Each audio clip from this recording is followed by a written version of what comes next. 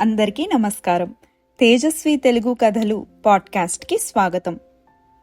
ఇప్పుడు మనం చెప్పుకోబోయే కథ నిశ్చలతత్వే జీవన్ముక్తి అనే పేజ్ నుంచి స్వీకరించబడినది.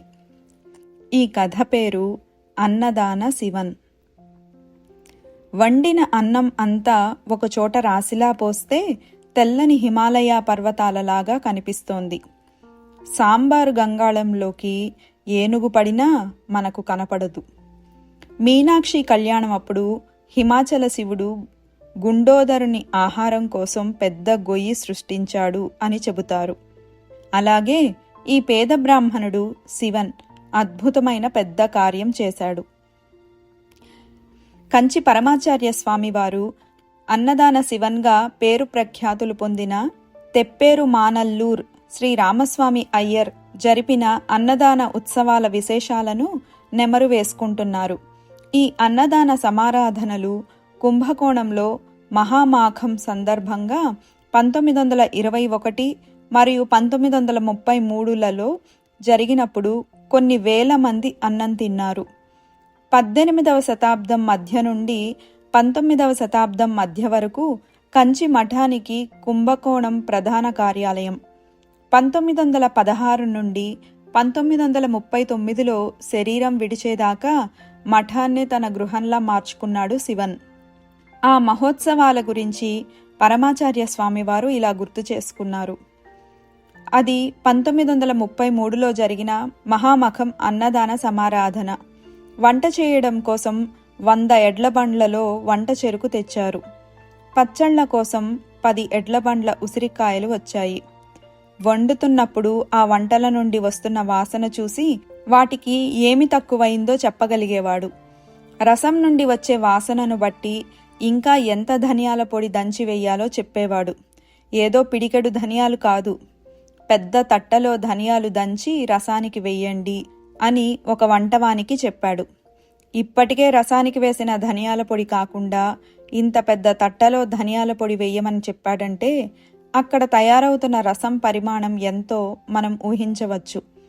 భోజనాలు అయిన తర్వాత ఊడ్చి శుభ్రం చేయడానికి 2 ఎడ్ల బండ్ల చీపుర్లు ఉపయోగిస్తున్నారు.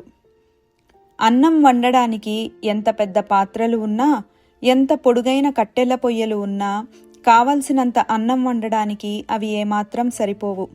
కనుక అతను ఏమి చేసేవాడంటే మొదట 10 లేదా 20 సంచుల అన్నాన్ని వండి దాన్ని పొడవుగా పరిచిన చాపలపై పోసి పొగలు కక్కుతున్న ఆ అన్నంపై పలుచటి తెల్ల బట్ట కప్పి దానిపై వండని బియ్యాన్ని పరిచేవాడు.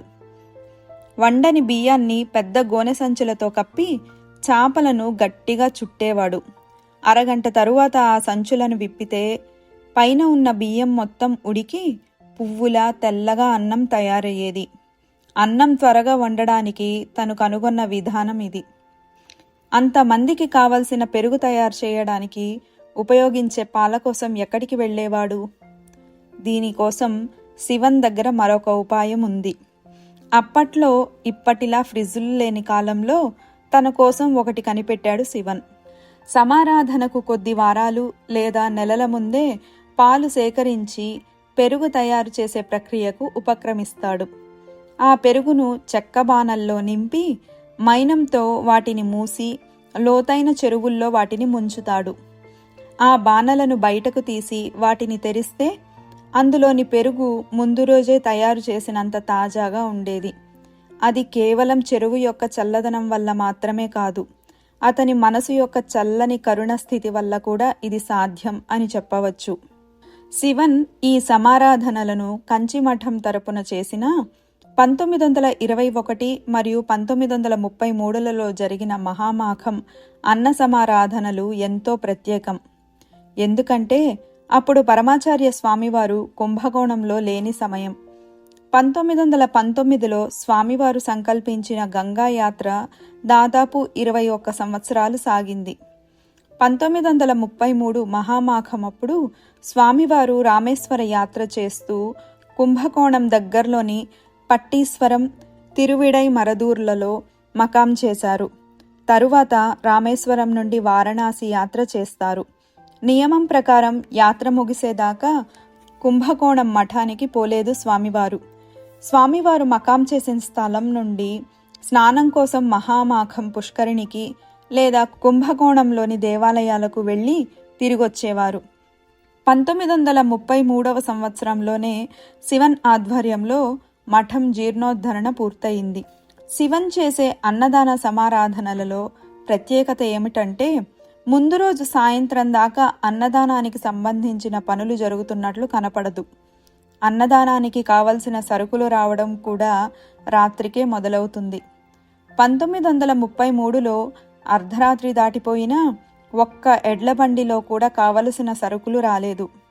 భయం ఎరుగని శివన్ కూడా మరుసటి రోజు లక్షల మందికి చేయాల్సిన అన్నదానానికి సరిపడా వండటానికి ఉన్న సమయం గురించి ఆందోళన చెందడం మొదలుపెట్టాడు.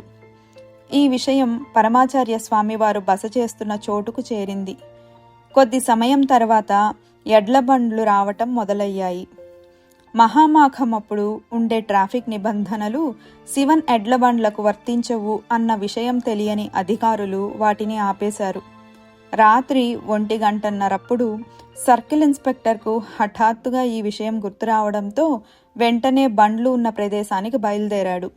దాంతో ఊరి బయటే ఆగిపోయిన ఎడ్లబండ్లు లోపలకు అనుమతించబడి పరమాచార్య స్వామివారి అనుగ్రహంతో ఇక అక్కడ నుండి అంతా సవ్యంగా జరిగిపోయింది. ఈ అన్న సమారాధనల్లో ముఖ్యంగా చెప్పుకోవలసిన విషయం ఏమిటంటే, నడిచే శివన్ కానీ అన్నదాన శివన్ కానీ వండిన వంటల్లో ఒక్క మెతుకు కూడా ముట్టుకోరు. సాధారణంగా పరమాచార్య స్వామివారు ఉపవసించకుంటే శ్రీ చంద్రమౌళీశ్వరునికి నివేదించిన అటుకులను తీసుకుంటారు. అన్నదాన శివన్ తన స్నేహితుని ఇంటికి వెళ్ళి తనకు ఎంతగానో ఇష్టమైన పెరుగన్నం తీసుకుంటాడు. ప్రతిరోజు తన ఇష్టదైవమైన శ్రీ దక్షిణామూర్తికి నివేదించి తీసుకునేది ఆ పెరుగన్నం మాత్రమే.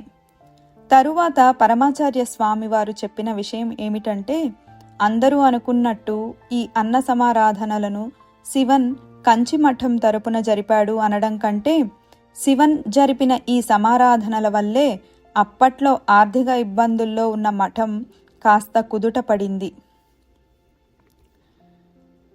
అపార కరుణా సింధుం జ్ఞానదం శాంతరూపిణం శ్రీ చంద్రశేఖర గురుం ప్రణమామి ముదావహం. స్వస్తి.